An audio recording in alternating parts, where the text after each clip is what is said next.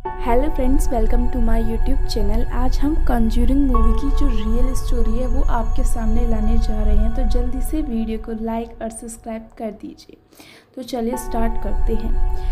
1970 की बात है, सर्दियों का सीज़न था। एक राजू नाम का व्यक्ति अपनी पत्नी कैरोलिन और 5 बेटियों के साथ एक फार्म हाउस में रहने के लिए गया था, जो कि हैरिस विली रोड आइलैंड पे स्थित था।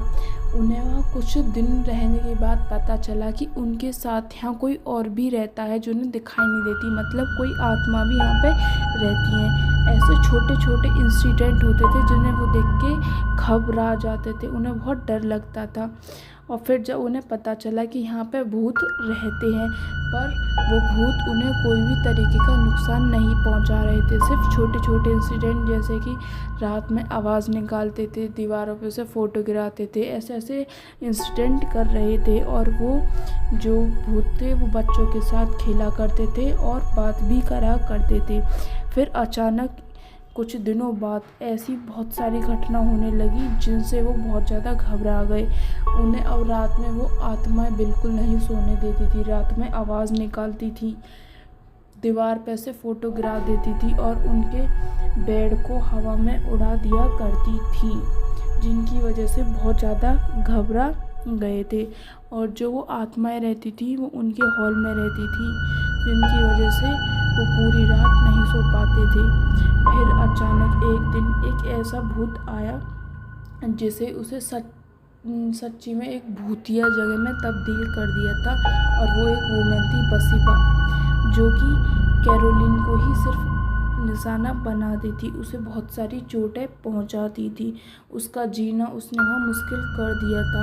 और उसे एक दिन तो रात में घोस्ट की आवाज़ में कहा था कि तुम घर से बाहर चली जाओ। जब वो नहीं गई तो उसके बेड को हवा में उड़ा दिया, सुई चुभती थी।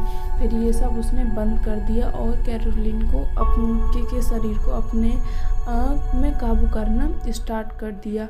और धीरे धीरे वो उसमें क्या हो गई थी, मतलब सही से उसने उनके शरीर पर कब्जा कर दिया था।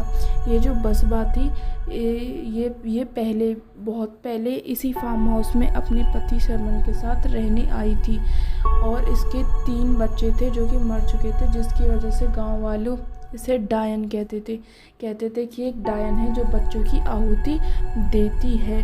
फिर एक दिन पुलिस आई, क्योंकि जबकि जो चौथा बच्चा था वो मर गई थी। जब उन गांव वालों ने पुलिस को बुलाया तो पुलिस की छानबीन में निकला कि उसके जो आखिरी जो बच्चा था, जो आखिरी लड़की थी, उसकी सुई से मौत हुई है और 1885 में वो भी मर गई थी।